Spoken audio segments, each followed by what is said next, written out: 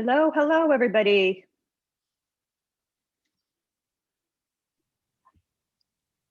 How are you all doing? Let's take a minute here, as we always have to let everybody get themselves in here.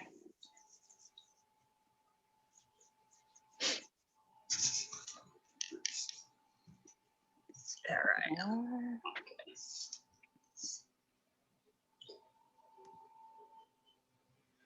Okay, here. Camilla, you got a good night's sleep after the parenting meeting last night? Yes, yeah.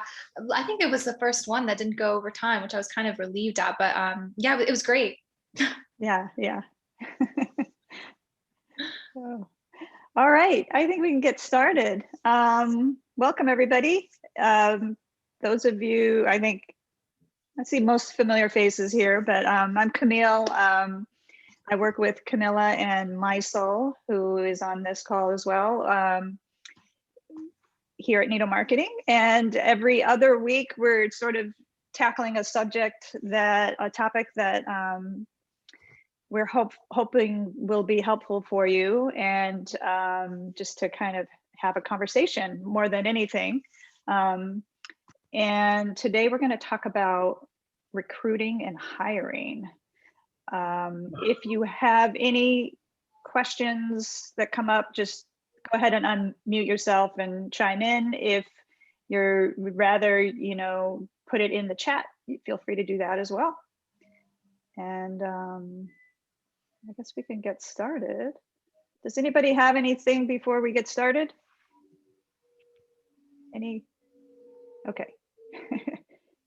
Just want to make sure. Sorry, I'm getting my chat window set up here so I can keep an eye on that. Okay. So I will.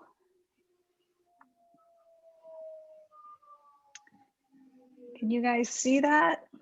Yeah. Now I can't see my chat window. Okay. I need like a huge screen or something here. All right, we're going to talk about recruiting and hiring. It is something that I was involved with in my previous role when I was as an assistant head and at the school I was at. But I am certainly not an expert on it. So I really want this to be a conversation about what has worked for you. And we can just kind of take it from there. So when you think about hiring, obviously in recruiting, you need to think about what qualities are the most important for the position that you're hiring for. And we went ahead and Camilla asked our community, I believe in Thrive, right? And what they said was, dependability, reliability, professionalism, ability to work well with all children, great communication skills, to be a team player, to be available. And does anybody have any other kind of qualities or characteristics that come to mind that are important to think about when you're thinking about? I would like to add, this is Mary Ann Johnston. I'm in Seattle. I would like to add flexibility. Yeah. To the list and not be so rigid about what they're going to be doing, because I just think working in a center or a school requires lots of little jobs that you can't always have a job description for. Absolutely. Ability to wear many hats is the way I always use it. Exactly. That's what, and it can't always promise them that they would, when you're interviewing, that they would stay in this particular classroom for the length of the position. That's a great thing. And I kind of just want to, maybe Camilla, you can make a note to add that to this slide so that when we send them out after today's talk, we can make sure that that's included there. Thank you. Yeah. And Elizabeth had interested in self-development, well-rounded. That's also Yes. important. One that, Yeah. if I can drop one that is super important to me. Laugh at oneself. I can't quite hear you, Tamika. Sorry. Sense of humor and the ability to laugh at oneself. Yeah. I think especially if you're working around tons of children, flexibility is important. I know in my program, we have a lot of diverse learners and needs. And if you can't realize that you have to be able to laugh, like I've had people come in and they're very professional and they're good with the kids, but they can't just realize that when the glass hits it or whatever, you might as well just laugh. That's life. So you need to be able to laugh at yourself and a sense of humor. It helps the children realize that. And so many children need that, especially diverse learners who are busy getting rigid by all the teachers. They need to learn. Right. Important. I completely agree. I mean, we want joyful learning environments, right? And Yes. and the ability to find the humor in situations that, you know,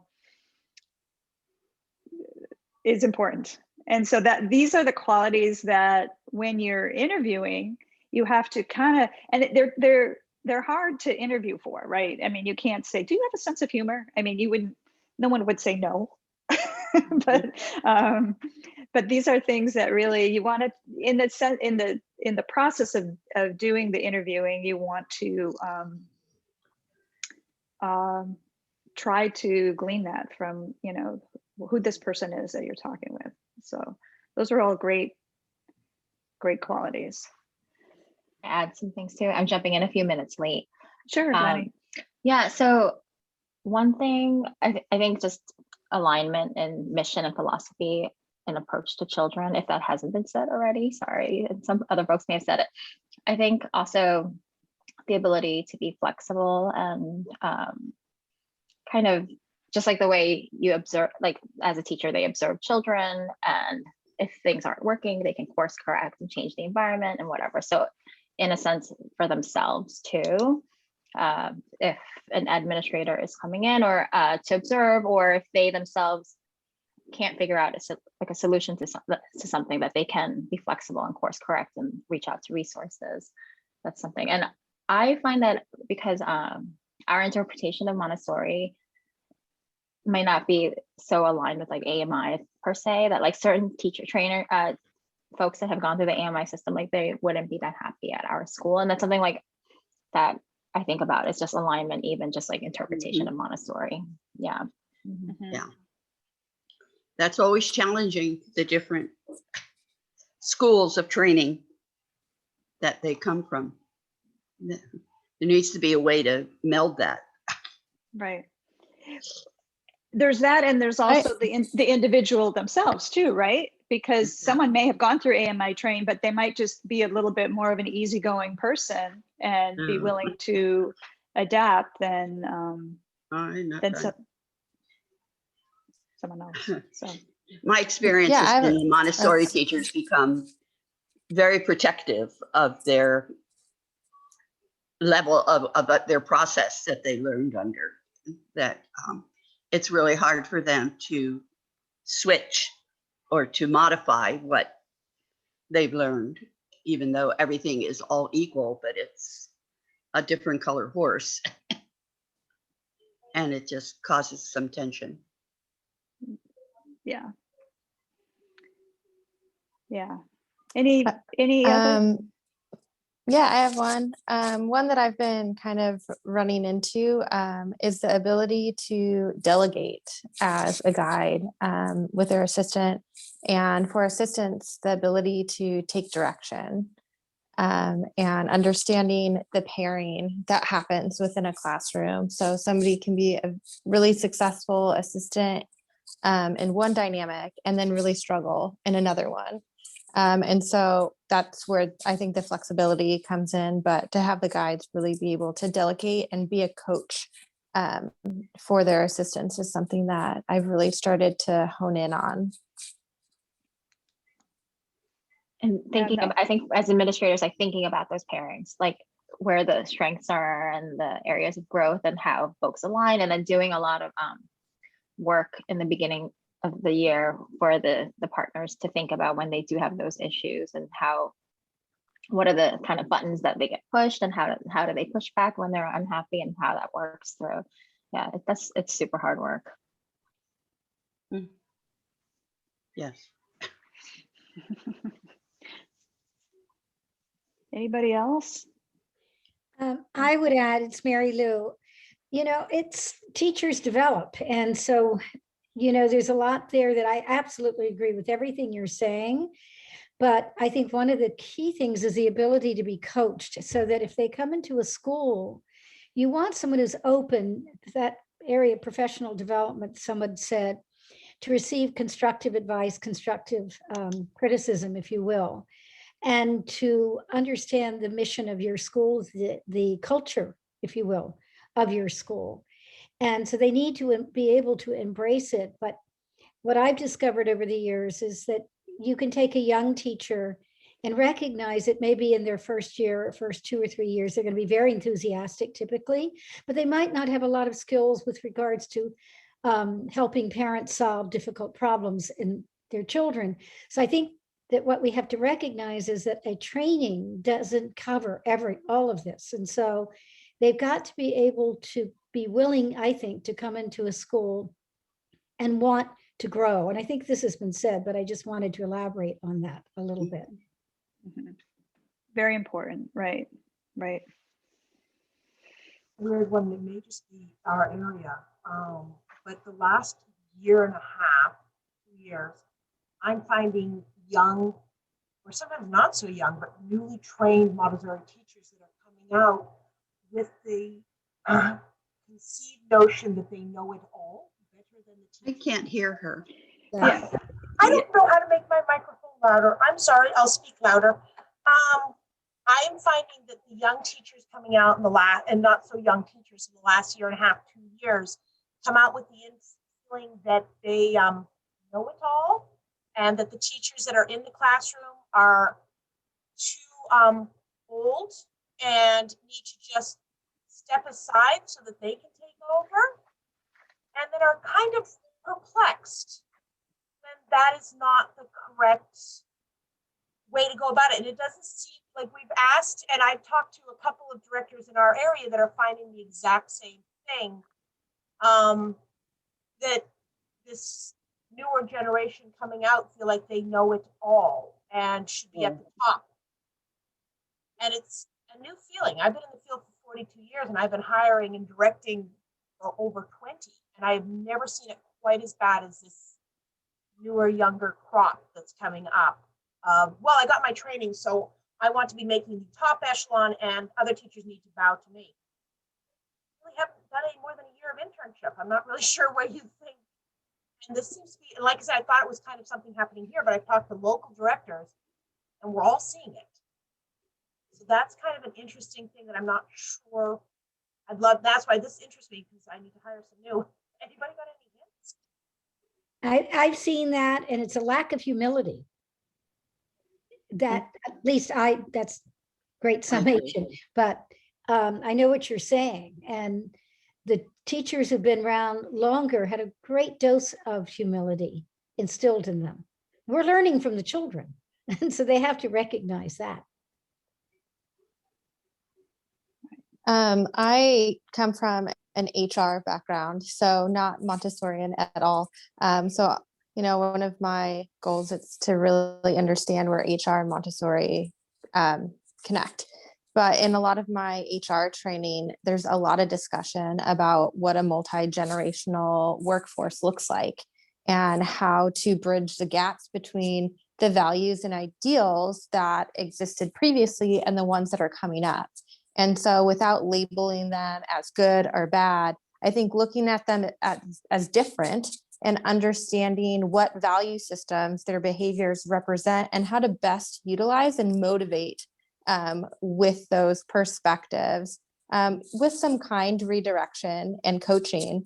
But there are a lot of materials out there that really discuss how to manage a multi-generational workforce. that I would recommend looking into. Great. Yeah, maybe if you have some of those, you can send them to us and we can include them with the notes for this presentation so that other people, other folks maybe can utilize that. Absolutely. I'll Yeah. see what I have and send it along. Yeah, just, you know, you go ahead. But I agree with what you just said about the multi-generational, because I'm one of the older parts of the generation. But I think when you're interviewing someone, that's why you have to rely on professionalism and communication skills and have them give instances when they were team players or when they provided a leadership role or how they worked with, you know, what's the thing that they find most challenging working with an assistant. I think those are the kinds of things. And then we can take that information for the multi-generational piece and figure out how you're going to work with it in your organization. I think But it's also, oh, sorry. No, but I think that these are just really important things that we need to have when we're interviewing. It's nice to see them all written down, even though you've been doing it for years. You kind of have it in the back of your mind that you're looking for these things, but it's nice to have some consistency. And I think that's when you're interviewing, it's important to be really clear about the culture of your own school and the kinds of people that are happy at your school, you know, and that do well. So you're talking about folks that are team players, folks that, and this understanding that there's no like one perfect teacher, you know, the head teacher is not the person that encompasses everything. It's like they have strengths and areas of growth too. And the co-teacher can bring in these strengths. And we're looking for pairing. So we're thinking of who would fit well in which classroom and with which person, and then having them observe and see if they can see themselves being happy at your school, you know, and it's not just I would also like to add, this is from my own lived experience here in the Northwest. We can do all of these things and have all of these decisions, but when you are in dire need of staff, sometimes you think you could work with someone who isn't quite what you're looking for, that you come in because you know someone is leaving and you need to fill that slot. You need to have that. And my experience with trying to find teachers has been just extremely difficult. And it's been more challenging. Would that I would be able to use these guides when I'm doing the interviewing. I'm in New York City, and there are thankfully a lot of training programs in this area, but I foster relationships with teachers that are friends of my current staff members for years before they actually start working with me. And it's something where for example, like the Montessori Thrive, you know, materials and things like that, or free workshops, I will email them, be like, hey, I'm thinking about you, hope you're doing okay with your year. And I'll send them like resources for like free programs or whatever it is, and just keep a relationship going for 2-3 years. And then they'll come back to me. They'll come to me. And then teachers that have left me to go do whatever, I also foster those relationships, and they come back to me at times too, you know. That's true. Yeah, but it's hard if you need to staff in your area. It doesn't have a lot of trained teachers or whatever. It just is what it is, you know. Yeah, or you hire non-trained teachers and then that are willing to get trained, and they can learn for a year as an assistant, and then you invest into their training, you know. Yeah. Great ideas. Yeah. So That was, go ahead. It seems like we've moved now from what we want into the interviewing process itself. Well, that's what I was just going to say. Right? Which is say here, this is just the first slide, and I'm great. I'm loving the conversation. I got that too. I'm loving the conversation. That's not a criticism. It's just if we're opening that, then there's some ideas. No, I am loving it because really we just wanted to have the conversation and provide sort of the outline, and so that's great. So the way I should have backed up a little bit. So the way we've structured just today is we're going to talk about recruiting and then interviewing and then onboarding. So right now we're kind of in the beginning of the recruiting here. So, so that first step was, what qualities are you looking for? And then, you need to define the position, which seems like an obvious thing. And I don't think it's a bad idea to create a document because, hopefully you're not hiring every single year, right? But then when you need to hire, you can kind of go back and reference, and even if it's just reminders about qualities, and then have your job descriptions. Maybe you already have this, but have a binder or a file online or whatever where you have some of this information. You at least log it from a year so that you can go back and refer to it, because all these things, where did I advertise again, and that kind of thing. If you're not doing it, every year, you might forget. So it's just a good idea to record these things, I guess is my point. So define the position, obviously the job title, those qualifications that we had, the ones we had just talked about. What is, the required education and training, certification? What are the responsibilities of the position? The start date, the work hours, is it full-time or part-time? Now we're talking about not only lead guides here. You might be interviewing for an assistant or even an office manager or something like that. So, and then obviously compensation and benefits. This is maybe a document that you put together for your own benefit. It's not something that you're necessarily going to share with anybody, if you have an HR person or even the candidate, because this is kind of your notes about what is this position, what are you looking for, and what can you offer them, and what are your expectations.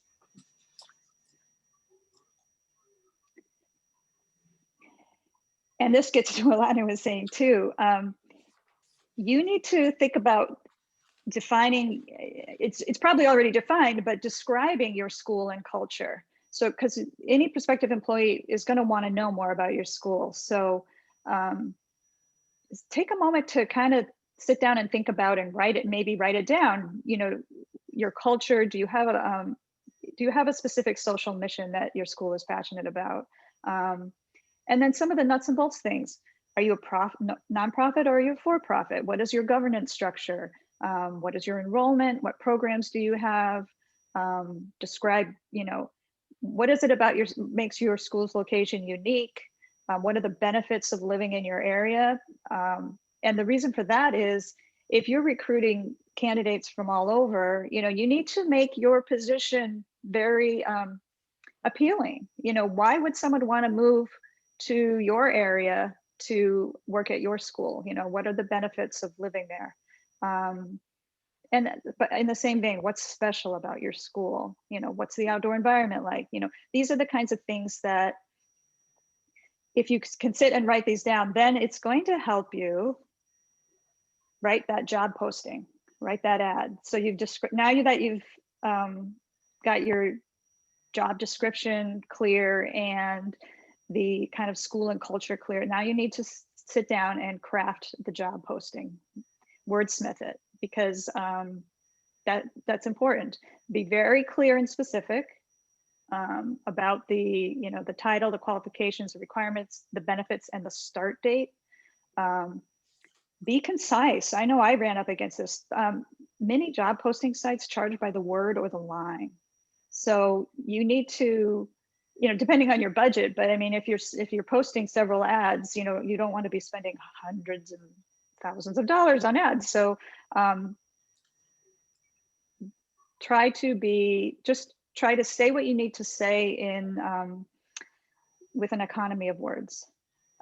Use a friendly tone. A sense of humor is usually welcome. I know I wrote an ad for an office manager position, and I think I grabbed it from somewhere else, and I don't remember where it was, but I thought it was kind of funny, but it had like, ability to do all these things and clean toilets, but we promise not that often, or and so but that was the reality of the job. As you know, you wear many hats and you just kind of step up. I remember we wrote one for a adolescent guide, and it was, not afraid of spiders, because you want to make sure that you're attracting the people that are a good fit, obviously, for the job. So obviously you need to include how to apply for the position, who should they contact, and include a link to your website where you can elaborate more on the position and your wonderful school. So back to the, make the job posting concise, but then include a link to your website, because most anybody now is going to go check out your website anyway. And there on your site, then you can wax poetic about everything, and there's no limit as to how many words you use to describe the job. Anybody have anything to add there? Yeah, I have an ad about job ads. Being from an HR background, I'm used to just putting the job description up as a job posting. But I'm finding in working in a Montessori environment, people generally know what a guide's responsibilities are. They generally know what an assistant is supposed to be doing. And so I found crafting that blurb about our school and what makes us unique, and really taking the time to craft something that, highlights our culture and where we are as a city, to be really, really important to get that draw. Yeah, that's a good point. I think that you're right. I mean, a guide and an assistant, most Montessori schools, it's pretty similar roles. For some of the other roles though, perhaps, and those are not as hard to fill, at least like an office manager, an admin type job, they're not as hard to find people for. But they're also have a more, not as well-defined set of responsibilities there. So it would be important to be clear about what those are, as well as an adolescent guide, because those are not as clear cut as well. They may focus on a specific area of the curriculum.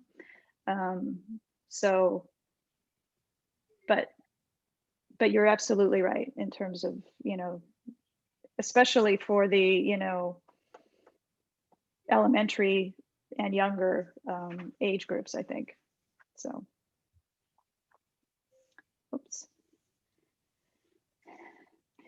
And this is something that I think is important to talk about, have a discussion about as well. And that is recruiting from within your school community.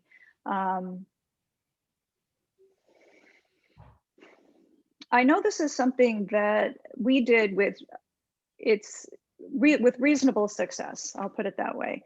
So I think it's worthwhile to create a process for identifying and developing potential assistants and guides from your parent community. Now, the first step would be identify the parents who would be good prospects for school positions. Now, this is a big one, right? Because some parents, like, oh yeah, they'd be great. They'd be great in the classroom. And others, would absolutely not be great in the classroom. And so you have to, it's kind of a delicate balance there. But the ones that would be willing and good in the classroom, invite them to volunteer for specific school day events. I'd also be interested to hear if anybody else has a process here that they have that works for them, but this is kind of what we did. We invited them in to volunteer for specific school day events. You kind of just observe and see how they do with that. And then if it seems to go well, then invite them. We had like a call list, if an assistant was out sick or something, we'd have a few parents that would be willing, and we'd agreed ahead of time, to come in and sub as an assistant, and we paid them. So the hourly rate we had for assistants, And then if that works out well, then encourage them to get trained as an assistant and consider a program to help pay for their training in exchange for a commitment to work at your school for a defined period of time. If you set something like that up, it really needs to be a consistent policy in writing about what you offer for that. And then if they become an assistant and that's going well and they are interested, then repeat the process for moving from assistant to guide, assuming they have the right qualifications. So in terms of, and by that I mean, maybe they need to have a bachelor's degree or whatever. So I think this is an area where, when do I say an area, a collection of people that you can maybe look to and think about, because I know there has been a lot of talk recently about how hard it is to find assistants and guides. So does anybody have anything to add, or good or bad experiences doing this? No? Okay. I'm trying to think. Yeah, we have one situation where we have hired a parent. We're doing all these kind of instead of doing tours. This is before COVID. But we noticed that tours for some reason were scaring the folks in the neighborhood. We're the only Montessori school like in a neighborhood in Queens and the local communities. But whereas like 15-20 minutes away, we have 6 Montessori schools in a more affluent neighborhood. So instead of doing tours, we were doing what we were calling Montessori play dates. And we would just have parents come in with their children and come observe your children and come play, even though we don't use the word play often in our classrooms, but it was just easier of a transition. So they would come and they would just hang out in the space and observe their children working with the materials. And we would just, have the teachers kind of walk around and facilitate. But I did notice this one mom who was really observant and was just very respectful of how she had her daughter in the space. And she ended up applying, but she couldn't afford the tuition in the end, and ended up like applying to like another program that was more affordable. But I ended up hiring her as an assistant, and then her daughter would come in for the afternoon program. Like the extended day, she would pick up her daughter and bring her, and that was free, and or nothing essentially. But it was just a way to also like meet community members and kind of have them observe the children, but I was also like observing them to see how they were. Yeah. And that was kind of interesting. Yeah. I will say the one reason why this has worked for our school is that if the parent has children in the school, you have to have at least 2 classrooms so that they're not in the same classroom with their own child. So at least 2 classrooms at the same level. So that is pretty important, I think, too.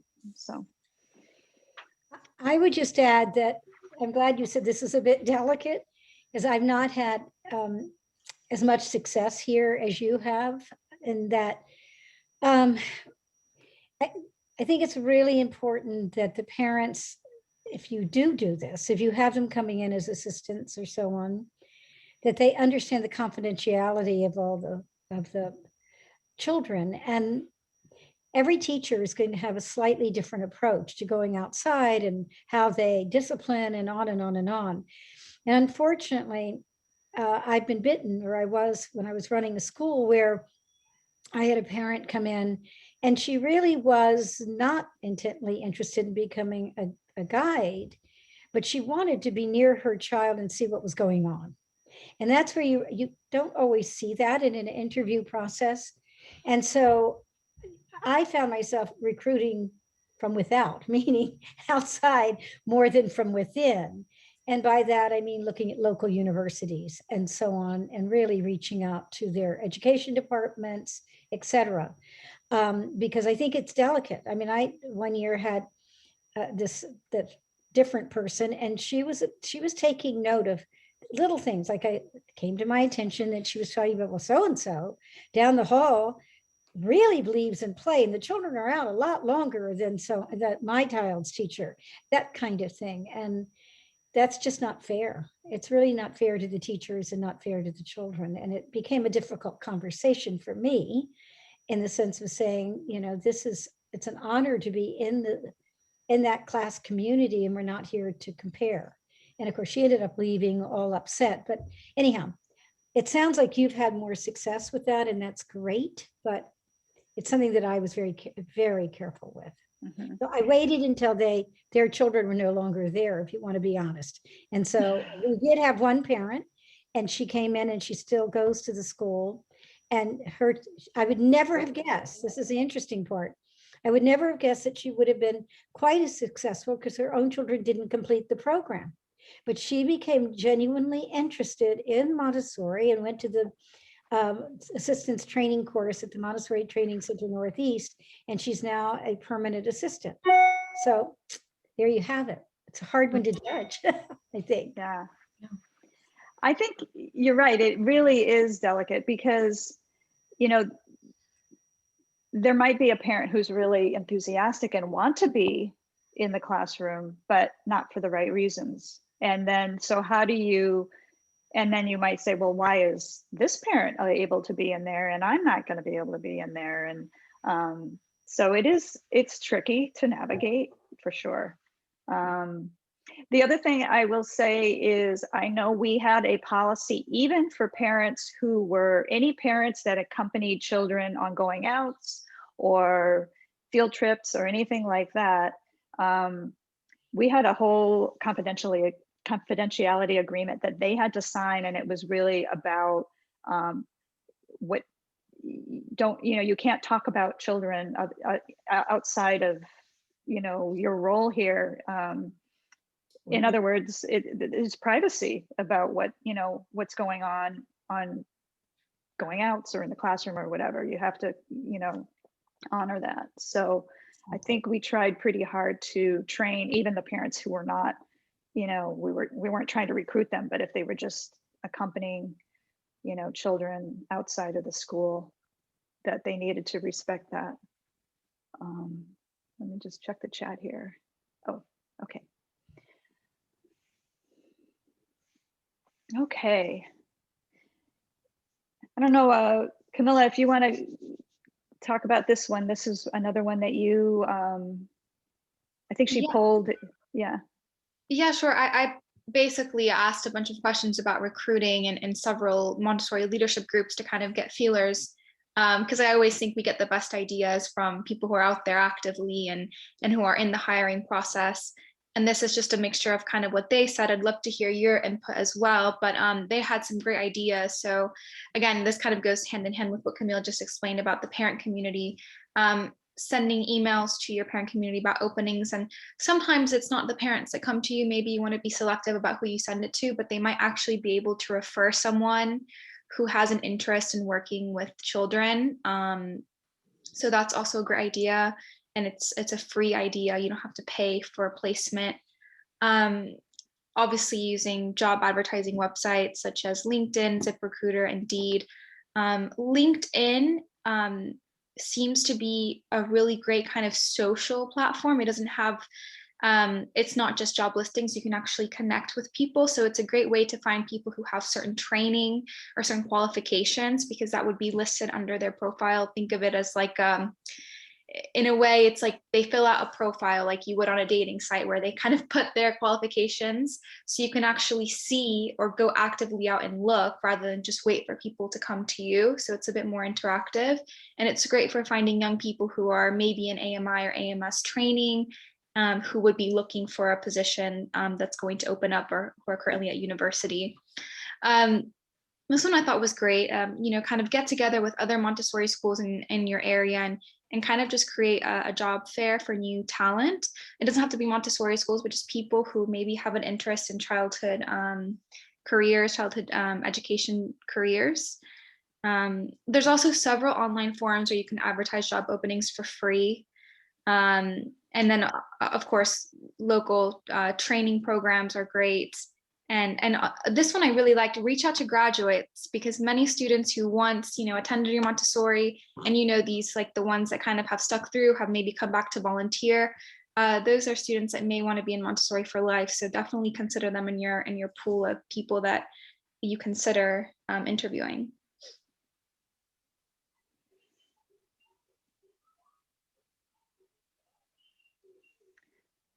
You know what? I think I skipped a slide.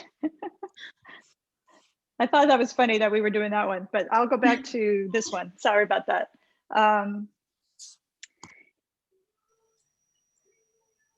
Didn't I? I didn't go through this one yet, right? I didn't. Okay, so sorry about that. So once you've written your job description and it's where to post it basically. So you should always post it on your school's website. Be sure to have a careers and employment page so it's easy to find. This is again where I said you can really elaborate on your school's culture and the position itself. AMI, AMS, and NAMTA websites are great for job advertising. LinkedIn, which Camilla just mentioned, Indeed, ZipRecruiter. There are some local Montessori specific job websites. So, you know I'm in the Northeast, and I know there's like Montessori schools in Massachusetts and things. I'm sure there's something similar in Connecticut and other states. So look on any kind of local Montessori groups. And then we have a recruitment guide in the in Thrive. So where we've kind of listed things that we could find in terms of where to list jobs. It just gives you a little bit more information about the different areas that you can advertise.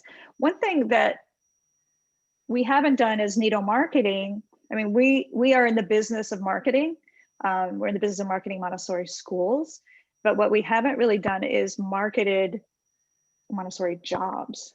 So that is something that maybe we might look into to help schools, because this seems to be such a need.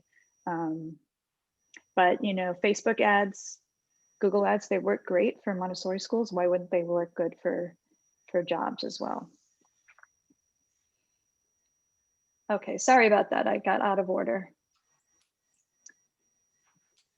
Does anybody have anything to add about recruiting, places that they've posted jobs that have good luck with? Any other? I have a question for the people on this call.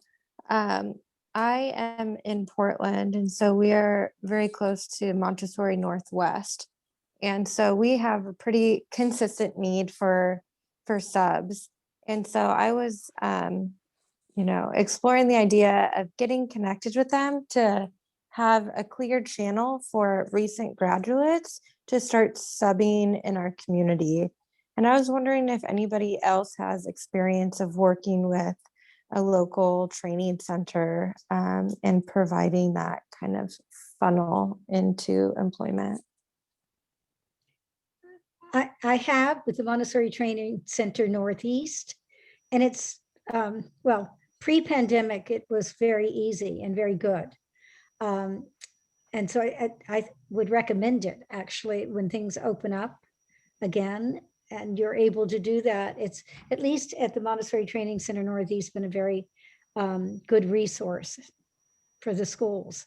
And often what we do, and I'm sure you have that there, the trainees who are in training often work in the schools. And so you begin to build networks, and we've created an alumni association, and that broadens that network. So I think it's a very good resource.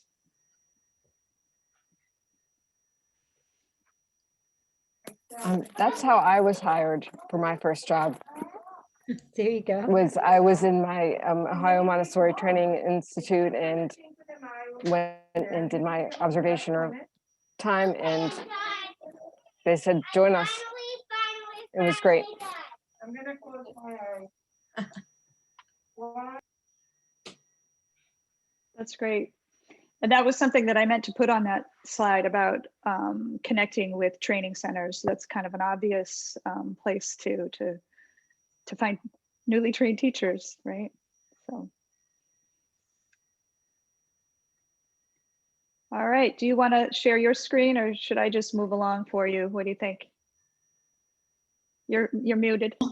I can share my screen, but I think you have to, I'm not sure.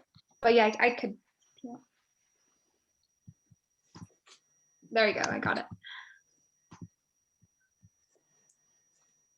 All right, so see if it'll let me present here.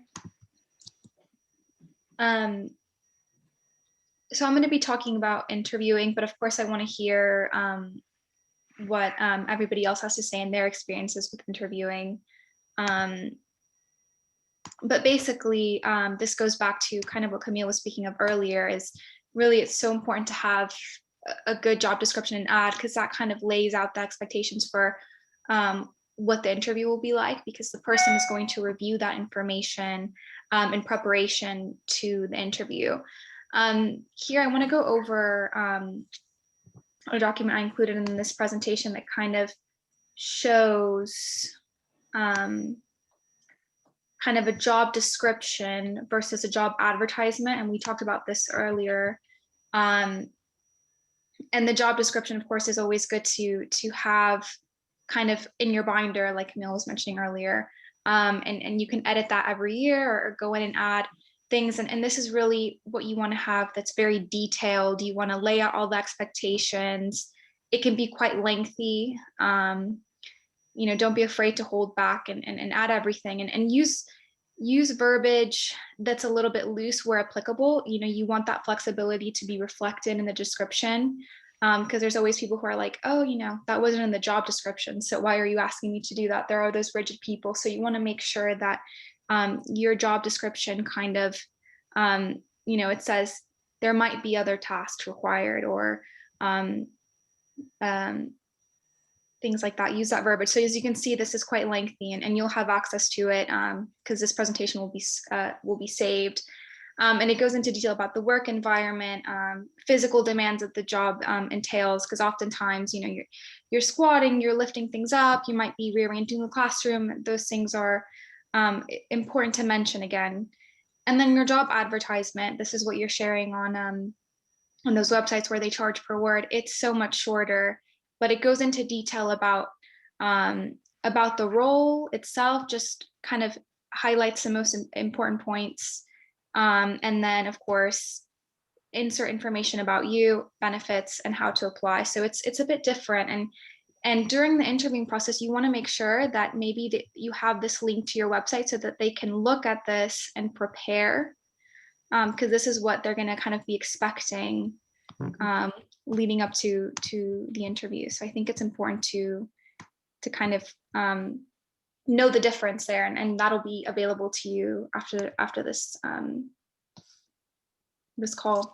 And then, of course, the interview process, which most of you have certainly experienced at this point, probably many times over. And you want to make sure you prepare for the interview properly.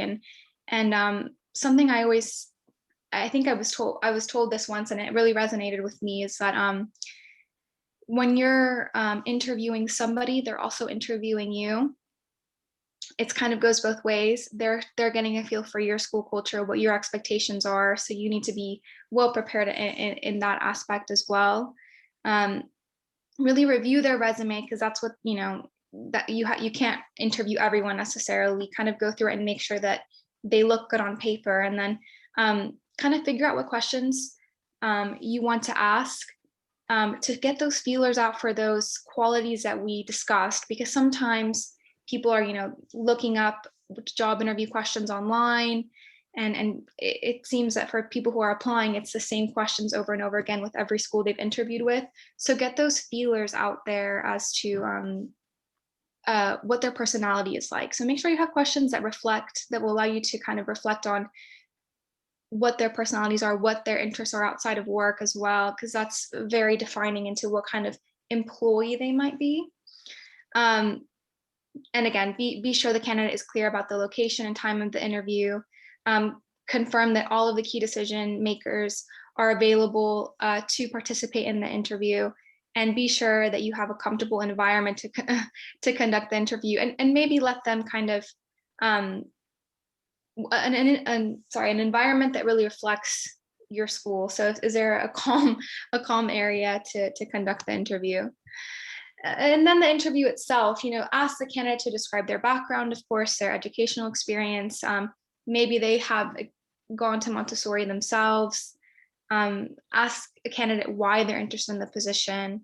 And of course, ask questions that will allow you to assess their ability, attitude, personality. So don't just ask those very typical job interview questions. Of course, ask a few of those. You want to make sure they're qualified, but ask questions like, how are you like with your friends, or how do you relax on your downtime? Because those are kind of the questions that are going to get you to feel out the person that they are. I think it's important to offer more than just one screening process. So yes, you're going to get the resume sent in, but have them write a letter of intent or take an online personality quiz or some type of small project. Maybe offer them a scenario that would happen in the classroom that might be a struggle. What would they do in that situation, and have them write a response to that.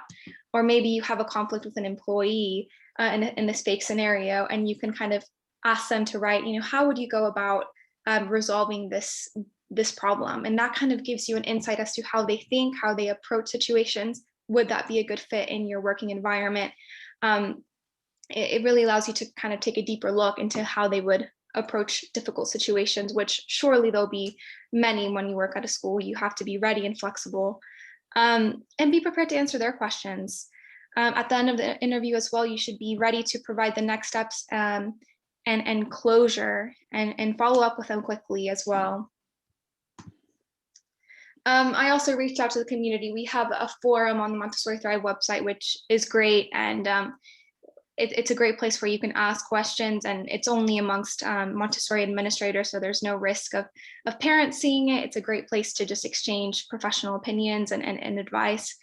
And these are some of the questions that people in the forum mentioned that they always make sure to ask.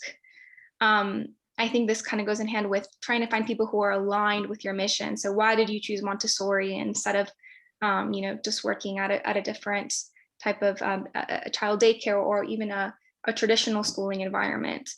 And ask those kinds of questions that are a bit more complex. So yeah, I think that these questions are great, and you will have this presentation so you can reference them if you want to add any of them. And yeah, certainly feel free to participate in the forum as well. It's a great place to ask these kinds of questions and collaborate. All right, and I would love to hear your experience about interviewing and how you get your feelers for great employees, if anyone has anything to add.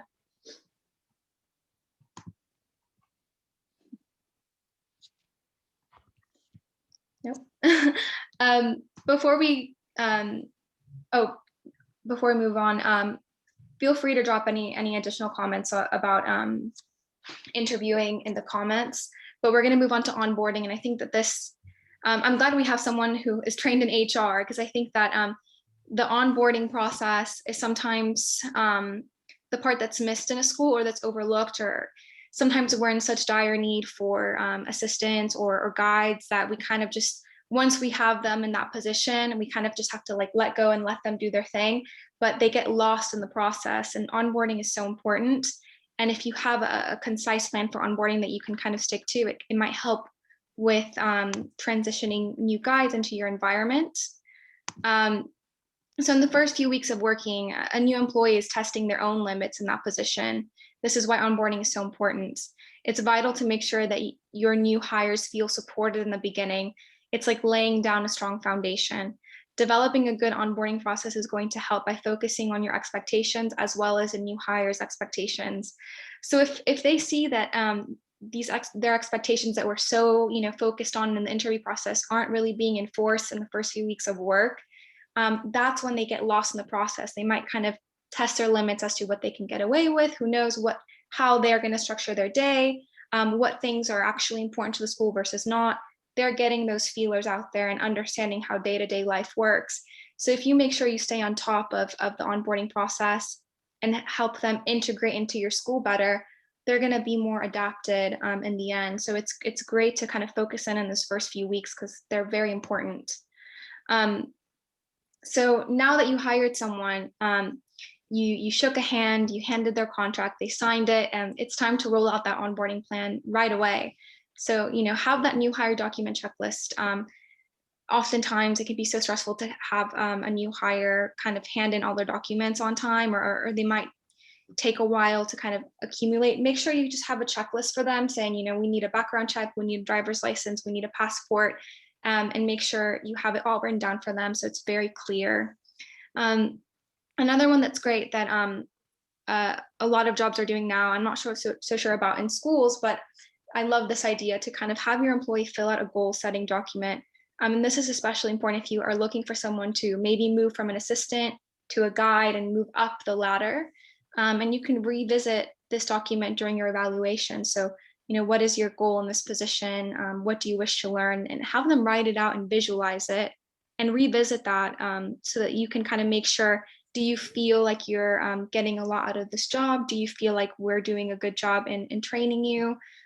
These kinds of questions are what kind of make people stick around for the long run. So it's great to have that from the beginning. Observation is such a big part of Montessori, and I think it was actually a member of our forum that said that when they hire someone, they just pay them for the first 2 days to just come in and sit and observe the classroom rather than jump in. Thank you. And this might be someone who an assistant who isn't trained in Montessori, so they haven't had their fill of observation, but it's certainly great to kind of introduce them into that mindset of how important it is to observe, see how the routine works in the classroom, and how the teacher interacts with the child, the language that the teacher uses. So this is a great tactic for assistants. Introduce them to the staff and make them feel welcome. I think this is so important. Make them feel valued from the start. Make sure they know everyone on the first day, if everyone is there, of course, when they start. But I think this is a great way to make someone feel welcome and comfortable at your school. And let them know where they can go when they need support or they need help.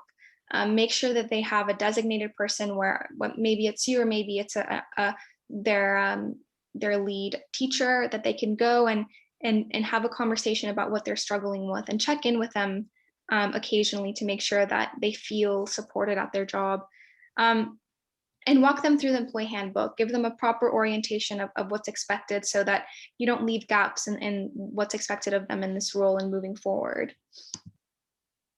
All right, I'd love to know how you kind of onboard new hires or how you kind of get them integrated into your school. So yeah, I would just love to have a conversation on this and see what you've done at your schools.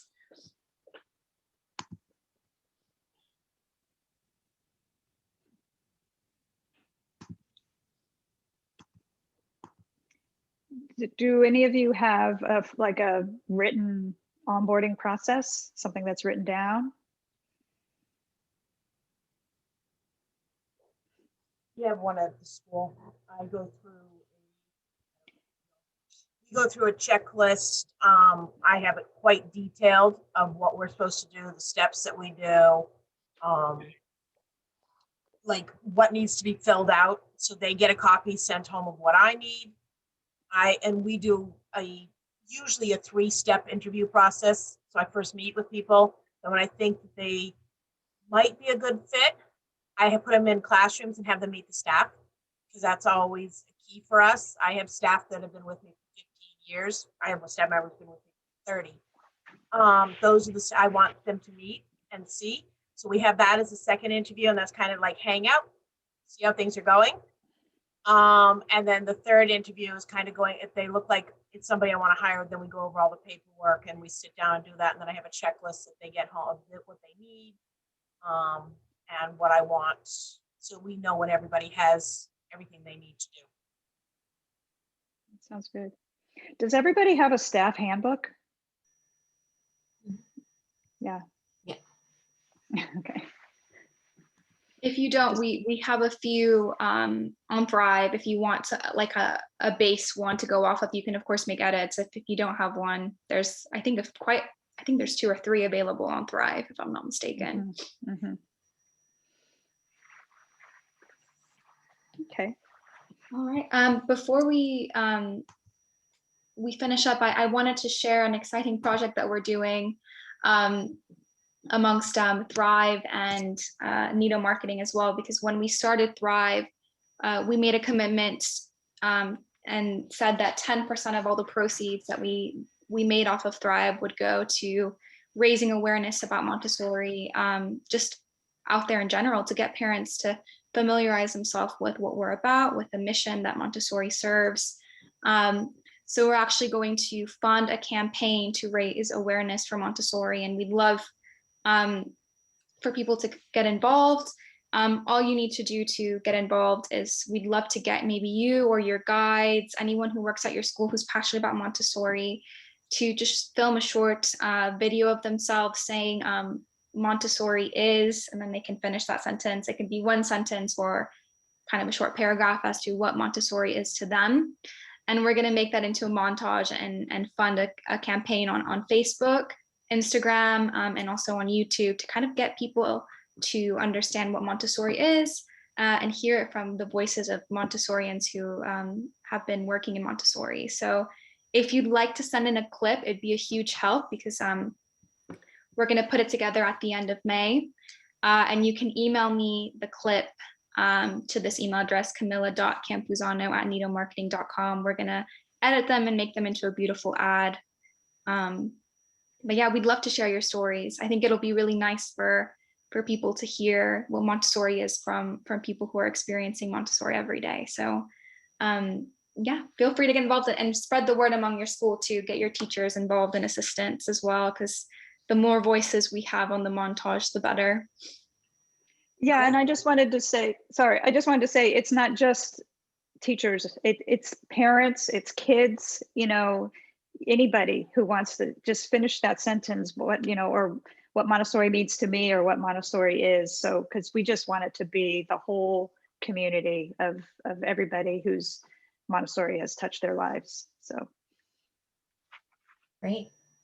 So that's what I had a quick question, because I have the only high school in Massachusetts, but I have a couple of kids who've come to me and done high school at how Montessori has changed their life. And then I myself have a child who went from Montessori from 2 until she graduated and went off to university, and she's now in here teaching, unfortunately. But she did get her Montessori before it was her first job. And so I didn't know if you wanted to hear from them too, because I have high schoolers who talk about it always absolutely. about how it changed their lives. Anybody and everybody. And I think that the important thing is to kind of keep them fairly short. And that's why we're trying to make it accessible, because if you picture the end product, it's just going to be, a montage of all different people describing what Montessori means to them and how it, so it can't be a really long, diatribe of your whole history with Montessori, but just like a real, just 1 or 2 sentences would be great. And the reason we're doing it that way is to make it easy for people to think about doing, right? Just to, I don't have to write this long, essay about what Montessori means to me. It's just, you could just say Montessori is community, that would be a fine little snippet of video to include. So obviously you could make it longer than that, but yeah, we think it's going to be really fun and fun to put together. You can film it on your phones too. You don't have to have a fancy camera. You can do it on your phone camera, just to make it easy. We know you have a lot on your plate already, so that's why we wanted to keep it kind of simple to submit a clip and participate. As Camille said, it doesn't have to be a lot of time. So, but yeah, certainly we'd love to see your videos and have them on there and have your schools represented in a worldwide Montessori campaign, really. Mm-hmm. Great. Well, we're over 5 minutes. I apologize for that, but I thought it was a great discussion today. I really appreciated everybody's ideas and input. So I know it's a struggle to find qualified teachers, and I don't know what the solution to that is, other than to try to encourage more people to get into to train and to learn and to actually spread the word about Montessori. So maybe just helping that is the first step. So anyway, does anybody have any other final thoughts? Just on a hopeful note, in our school, we have trained 4 assistants who have become, 2 became upper elementary teachers. 1 became in charge of the toddlers, and 1 became primary. So sometimes picking the right assistant, as we talked about, can be a route.